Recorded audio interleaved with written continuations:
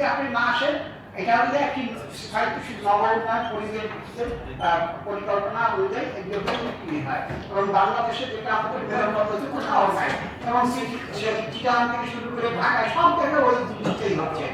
আমার মনে হয় যে আমরা একটা ইউনিট তৈরি করতে পারি বর্তমান মেয়র আপনার নেতৃত্বে। সেটা হচ্ছে আমরা একটি মাস্টার প্ল্যান করবো, আমরা সেই মাস্টার প্ল্যানের আলোকে আমাদের নগরকে সাজাবো।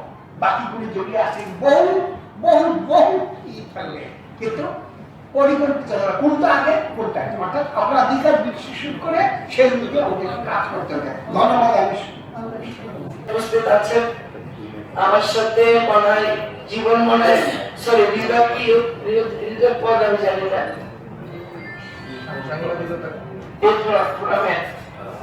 সকলকে আমার আন্তরিক শুভেচ্ছা এবং অভিনন্দন। আমি বিশেষভাবে অভিনন্দন এবং শুভেচ্ছা জানাতে চাই আজকের অনুষ্ঠানের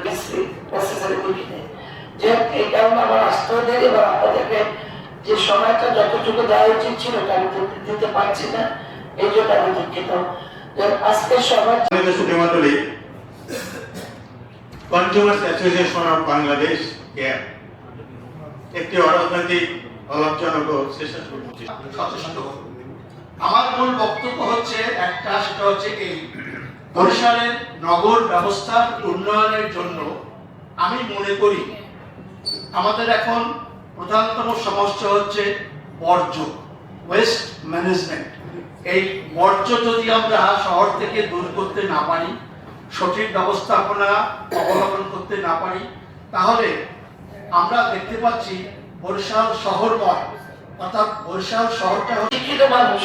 আমি বলছি এই কাগজ দলিলকে আমার বাড়ি পাঠিয়ে দেবো সমাধান দিই।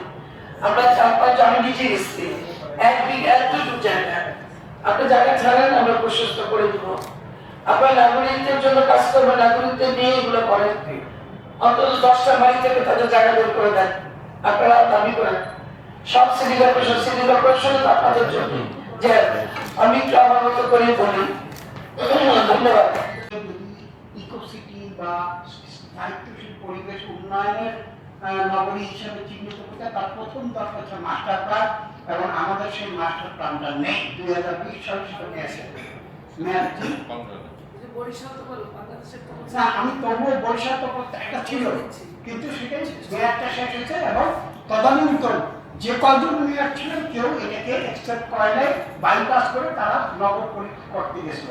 নাম্বার 2 যেটা হচ্ছে এই মাস্টার প্ল্যানের আদলে প্রথমে অনুসরণ করে আপনাকে কিন্তু নগরের যে ন্যাচারাল সিন, অর্থাৎ যে সকল খাল এবং জলাশয় রয়েছে সেগুলিকে আপনি প্রথম ঠিক করতে হবে, এবং সংস্কার সহ আইডেন্টিফাই করে উচ্ছেদ দখল জায়গা হয়ে আনতে হবে।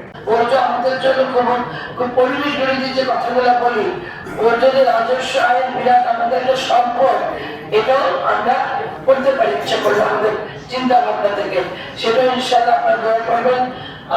আমরা খুশি বছর আমরা এই শহর থেকে আমরা একটু সাইডে নিয়ে যাব, এবং আমরা সেখানে এই বর্জ্য ব্যবস্থাপনার কাজটা আমরা করবো ইনশাআল্লাহ। যত দ্রুত সম্ভব করা যায় আমরা চেষ্টা করে যাচ্ছি। এই একটা কাজ। আর আপনাদের সাথে নিয়ে যেটা আপনারা বললেন, স্পিড ব্রেকারের কথা সবাই বললেন, এটা আমাদের খুব কষ্ট লাগে। আপনারা এই যে অবৈধ রিক্সাগুলা বারবার শুধু বলেন এগুলো অবৈধ রিক্সাগুলা, অবৈধ রিক্সাগুলোর জন্য আমাদের চরিত্রে মারা গেল সেরকম স্কুলের সামনে। আমি 5 দিন পর আমরা সিটি কর্পোরেশন স্পিড ব্রেকার করে দিলাম। ওর মার বুকের ভিতরে যন্ত্রণা নাকি আমাকে বানাতে পেরেছি, একমাত্র সন্তান ওর মায়ের। আমার সেদিন দেখলাম মাটি কালাতে একটা বাচ্চা 3.5 বছরের মেয়ে মারা গেছে। তারা সব হইচই করে কি রাস্তা অবরোধ করবো। রাস্তা অবরোধের তো কোনো দরকার নাই, অবৈধ রিক্সাগুলো ধরো না। তোমাদের সন্তান মারা গেছে, কিন্তু 200 লোক নেবে, অন্তত 200 অবৈধ রিক্সা ধরে রাখবা। এই অবৈধ রিক্সাগুলো আমরা বন্ধ করতে চাই। এই স্পিড ব্রেকার সীমাহীন, ট্রাকের সাথে পাল্লা দেওয়া না। ছোটবেলা থেকে তাকে চিনি, এই শহরের সবাই আমরা সবাইকে চিনি। ওনাকে আমি প্রদীপ বলে রঞ্জিত নামে চিনি। এখন আমার ক্যাবিনেটে নাকি সাধারণ সম্পাদকের দায়িত্বে আছেন। যার উপস্থিত আমাদের মাঝে আমাদের প্রধান উপদেষ্টা হিসাবে আছেন আমাদের প্রজন্ম বিশ্ববিদ্যালয় কলেজের সাবেক অধ্যক্ষ কাজী জাহিদ হোসেন। আমাদের সকলের প্রিয়, আমাদের অসুস্থ রবি ভাই সব সময় বরিশালের চিন্তা করে, বরিশালের নাগরিকের কথা বলেন। যাক, আল্লাহ তাকে সুস্থ করে তুলুন। আমাদের সিটি কর্পোরেশনের প্রধান নির্বাহী কর্মকর্তা আছেন, আমাদের সচিব আছেন, উনি একজন নারী, বরিশাল সিটিতে বলার প্রথম নারী সচিব নাকি? আচ্ছা, তারপর আমাদের চিফ ইঞ্জিনিয়ার আছে, এখানে কর্মকার আছে, অনেকে আমার পরিচিত, সবাইকে আমার শুভেচ্ছা, সালাম এবং অভিনন্দন। আসলে সেই পরের জীবন থেকে যদি তার কোনো খাবার না থাকার মতো আমি খাবারটা না খেয়ে আমি রান্নাঘরের বাথরুমের পরিষ্কার কিনা আমি নিজে যে ঢুকে জিজ্ঞেস করতাম, আমি আপনার এখানে খেতে আসছি, আপনার রান্নাঘরের এই অবস্থা, আপনার বাথরুমের এই অবস্থা, যার জন্য প্রতিটা জায়গা থেকে আমাদের সচেতন হতে হবে। আইন, পুলিশ, সিটি, এটা আমাদের দায়িত্ব, এটা আমাদের দায়িত্ব এবং এটাই আমাদের করতে হবে। আমরা তো করবোই, কিন্তু সাথে থাকবেন আপনারা সাথে না থাকলে এই কাজ কারোর পক্ষে করা সম্ভব না। যে আরেকটা বলা হচ্ছে উচ্ছেদ, অবৈধ উচ্ছেদ, দুইটার সাথে অবৈধ, ওরা অবৈধভাবে দেখেন বললাম পরে কিন্তু ওরা উঠে গেল, ওরা কিন্তু চলে গেল, ওরা কিন্তু মারামারিও করেনি, গন্ডগোলও করেনি। ওই যে পরের অন্তত 10 বার তাদের সাথে আমার কথা বলতেছে। আমি একা একা ওই বেস পার্কে 8-10 বার গেছি, আমি আমার 2-4 জনকে নিয়ে দোকানে দোকানে কথা বলেছি, সময় দিয়েছি, বাইকিং করেছি, তাদের বিকল্প ব্যবস্থা করার জন্য তাদের অনুরোধ করেছি। তারপর কিন্তু তারা নিজেরাই উঠে নিয়ে গেছে। আমাদের সিটি কর্পোরেশন যে বেস পার্কের একটা দোকানের বা একটা ভ্যানের একটা অঞ্চলে দিতে হয়নি, তারাই উঠে নিয়ে গেছে। আমার হকার যারা উচ্ছেদ, আমি তাদেরকে উচ্ছেদ করতে চাই না, আমি তাদের পুনর্বাসন করতে চাই। আমরা সাময়িকভাবে তাদেরকে এক জায়গায় থাকতে বলেছি। আজকে হকার দিয়ে কথা বলবো, আমাদের সিটিতে আমি আমাদের কর্মকর্তাদের নিয়ে বসবো। আমাদের যে ভাইগুলা 2 চোখের পানি ছেড়ে বলছে, আপনার সামনে কোরবানি, আপনারা তো গরু জবাই দিয়ে কোরবানি ভাগ দিবেন, আমি 1 কেজি গরু খেতে পারবো না। এই জায়গাগুলো আমাদের আবেগের জায়গাগুলো বাস্তব। আমি এই চেয়ারে বসে আবেগের কথা বলতে পারবো না। একদম জওয়ান থেকে বর্জন নিয়ে আমরা কাজ করছি, একদম প্রথম দিন থেকে। আমরা আপনারা 3 জায়গায় কি কি গেছেন ক্যাবে বলেন, বর্জ্য যে জায়গাটায়, সেই জায়গাটায় আমাদের নেতা পর্যায়ে ক্যাবে কে কে গেছেন? রবি গেছেন,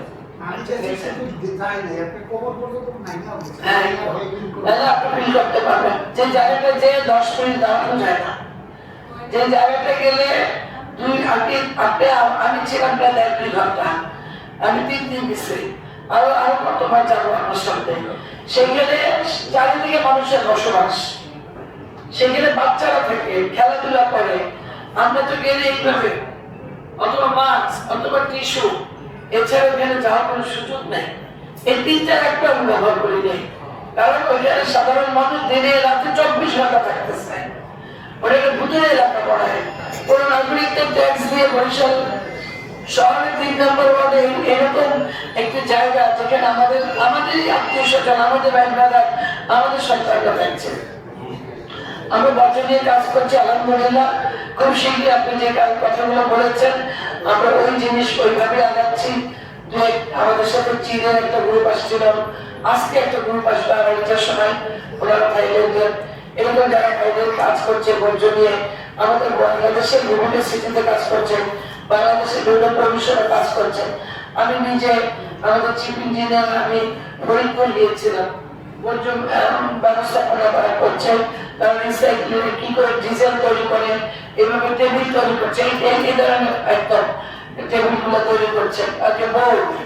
তারপরে মেয়েদের হাতে বরিশালে ক্যাবের সংগ্রামী নেতৃবৃন্দ, ইয়ুথ ফোরামের সংগ্রামী নেতৃবৃন্দ, বরিশালবাসী এবং বরিশালে চিকিৎসার পর থেকে বাণিজ্য মন্ত্রণালয়ের সাহায্যে, সহযোগিতা ও সমর্থনে ক্যাব কাজ করে আসছে। সমাজসেবা অধিদপ্তর এনজিও বিষয়ক গুরুত্ব ক্যাব নিবন্ধিত সারা বিশ্বের ভোক্তা সংগঠনগুলোর প্রতি জনাব রঞ্জিত কুমার দত্ত উপস্থিত আছেন, বরিশাল সিটি কর্পোরেশনের সম্মানিত। সরকারকে কথা বাণিজ্য মন্ত্রণালয়, জেলা প্রশাসন, উপজেলা প্রশাসন সকলকে আমরা সহযোগিতা করে আসছি এবং ভক্তদের সমাজ অধিদপ্তরে যে অফিসার যারা রয়েছে তাদের সাথে ক্যাবিনেট প্রতিনিধি সার্বক্ষণিকভাবে তাদের সাথে থেকে ভোক্তাদের স্বার্থ রক্ষার জন্য কাজ করে আসছি। সম্মানিত প্রধান অতিথি, জেলা পর্যায়ে গঠিত জেলা ভোক্তা অধিকার সংরক্ষণ কমিটিতে ক্যাবিনেট জেলা কমিটি প্রতিনিধিগণ অন্তর্ভুক্ত রয়েছে। বাংলাদেশে 18 তারিখ থেকে হচ্ছে এই জিনিসগুলো নিয়ে কাজ করছি। আমি যে দখলের কথা বলে উচ্ছেদের এই দুটো শব্দের সাথে আমি দ্বিমত পোষণ করি। ওরা কিন্তু দখল করে না, ওরা আসে ওদের তাগিদে, ওরা কোনো কাজের ভিতর পুলিশে পায় না, যার জন্য ওরা একটা সুবিধাজনক জায়গা বেছে নিয়ে ওরা ওখানে খেয়ে করে বাঁচতে চায়। আমি ওটাকে দখল বলবো না। এর চেয়ে বড় বড় দখলবাজ যারা বরিশালে আছেন, অনেক বড় বড় দখলবাজ আছেন যাদের সামান্য কাছে যার যোগ্যতা আমরা রাখি না, কেন রাখি না, আমরা রাখি না। সুতরাং ওদেরকে দখলবাজ বলবো না, ওদেরকে বিকল্প কর্মসংস্থানের ব্যবস্থা করার জন্য চেষ্টা করব। এবং আমরা ওই জায়গাটাকে আমি কিন্তু কেবিসিতে গিয়েছি, কথা বলেছি এবং আমার সাথে প্রতিদিন ওদের যোগাযোগ হয়। এটা ওদের মানসিক জিনিসটাকে আমি একটু পরিবর্তন করতে চাই। ওদের ভিতরে একটা দম উড়িয়ে ঢুকে গেছে, কেন উঠালেন আমাদেরকে, খাবো কি আমরা, বাঁচবো কি করে, আমরা আপনার বাড়িতে আমরা যে খাবো থাকবো, আমরা যে আসেন চলে আসেন, যে কথা করার জন্য আসেন। আমি এইভাবে আস্তে আস্তে ওদের সাথে কথা বলি, অনেকটাই তারা শান্ত এখন। এই যে পর্যন্ত অনেক আমাদের অনেক আশঙ্কা প্রকাশ করেছে ইয়তের নেতা, যেটা আমার কাছে হতাশা মনে হচ্ছে। এত আশঙ্কা থাকলে আমরা যারা আরো নিয়ম কলেজের ছাত্র, যে কলেজের ছাত্রী এবং প্রশাসক, আর সেই কলেজের ছাত্রদের যে এত হতাশা এই হতে পারে, ওই হতে পারে, তো আমার ভবিষ্যতে দখল হতে পারে, আমার ফুটপাত থেকে লোকজন কি করে আসবে সেটা আপনাদের নজরদারিতে রাখতে হবে। তারপরে স্ট্রিট ফুডগুলো নিরাপদ কিনা সেটা পরীক্ষামূলক ব্যবস্থা করতে হবে। খাবার হোটেলের এই জিনিসগুলো তো সবাইকে করতে হবে। এটা শুধু সিটি কর্পোরেশনের দায়িত্ব না, এটা আমার আপনার সবার দায়িত্ব। আপনি একজন নাগরিক হিসেবে ভবিষ্যতে দাঁড়িয়ে বলতে পারেন যে খাবারটা এইভাবে বানাচ্ছেন। আমি কিন্তু বরাবরই বলি, এই চেয়ার বসার আগেও বলি, আমি যেখানে খেতে যাই আমি প্রথমে যে বলি মাইক্রো বাসটা টাকাটা দেখি বাসের সাথে পাল্লা দেয়, বাস থেকে যায়, আমরা থাকে না। এইভাবে ওরা স্পিড চালায়, গাড়িগুলো চালাচ্ছে। আসলে তাকে আমি একদিন বড় করে অনেক বড় একটা আমরা যদি একটা দাবি করি, আমার কাছে দাবি করেন সিটি কর্পোরেশনে ঘেরাও করে রাখেন, অবৈধ রিক্সাগুলো বাতিল করেন। এই দাবিগুলো করেন না ভাই, এগুলো করেন আমাদেরকে, অবৈধ রিক্সাগুলো বাতিল করেন। আজকে যারা এই রিক্সাওয়ালাদের কর্মসংস্থানের জন্য এখানে স্লোগান মিছিল দেয়, দেয় তো দেয় না কেন? তারা অনেক দরিদ্র, তাদের জন্য তাদের অনেক মায়া, অনেক ভালোবাসা। আমাদের নাই? আমরা তো কাজের জায়গা থেকে মায়া ভালোবাসা করতে চাই, আমরা এই মায়া ভালোবাসার জন্য নেতা হতে চাই না। সোজা কথা, মানুষকে সুন্দর পরিবেশ তৈরি করে দিতে হবে, বিকল্প ব্যবস্থা দাও। আজকে বরিশালে 30,000 রিক্সা, এটা কোনো কথা হলো? এটা কোনো বসবার জন্য শহর? এই শহর তো রিক্সার তলে সবাই জনে করতে হবে। জুয়েল সরকার একটা সাংবাদিক যে আগামীতে মাসে 10,000 লোক বাড়াবে রিক্সা দিচ্ছে, আহত হবে দিয়ে করাটা কথা দিচ্ছে। এই জিনিসগুলো আসলে মাসে অথবা বছরে করাটা কথা দিচ্ছে, আসলে দুঃখজনক। আমাদের আজকে আমার এত ব্যস্ততা ছিল না, আমি অনেক কথা আপনাদের সাথে কথা বলতে চাই এবং যারা এই প্রোগ্রাম চাই সাথে সাথে কিন্তু রাজি হয়েছে। কারণ আমি এই শহরের মেয়ে, এই শহরের জন্ম, তারপরে অনেক কিছু আছে যেগুলো আজকে যে চেয়ারে বসায় সে চেয়ার থেকে আমার দায়িত্বের জায়গা থাকলে কিছু হয়তো নাও জানতে পারি। এই কারণে যে আমি বলার সাথে সাথে রাজি হয়েছিলাম। আমি রাত্র 12টায় আসছি ঢাকা থেকে, সকালেও বাসায় অনেক লোক ছিল। হঠাৎ করে সকালবেলা আমাদের স্বাস্থ্য উপদেষ্টা, আমাদের প্রধানমন্ত্রী উনি আসছেন, উনি এখন সঙ্গীত হচ্ছে আসছেন, ওখান থেকে উনি শেরে বাংলা যাবেন, 12টায় উনি সিটি কর্পোরেশনে বসবেন। আমি ঠিক করে মাননীয় মহামহোদয় আপনার সদয় অবগতির জন্য ক্যাবের সংক্ষিপ্ত পরিচয় উল্লেখ করা হলো। ক্যাবের পক্ষ থেকে সিটি কর্পোরেশনে অভিনন্দন জানাচ্ছি। এই কারণে অভিনন্দন জানাচ্ছি যে ইতিমধ্যে মাননীয় মেয়র মহোদয় বরিশালকে একটি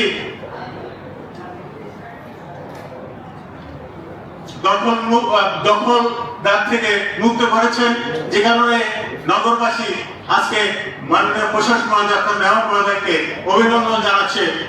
বিভিন্ন জায়গায় আলোচনা হচ্ছে যে বিগত দিনে অনেক প্রশাসক অনেক দায়িত্ববান ছিলেন, অনেক চেষ্টা করেছে, সবাই চেষ্টা করেছে, কিন্তু এবারের মতো এই অল্প সময়ের মধ্যে স্বল্প সময়ের মধ্যে যেভাবে দখল মুক্ত করা হচ্ছে, ফুটপাত মুক্ত করা হচ্ছে, এটা হচ্ছে না হয়েছে, এটা আজকে প্রশাসক মহোদয়ের ব্যক্তিগত সাফল্যের একটি নিদর্শন।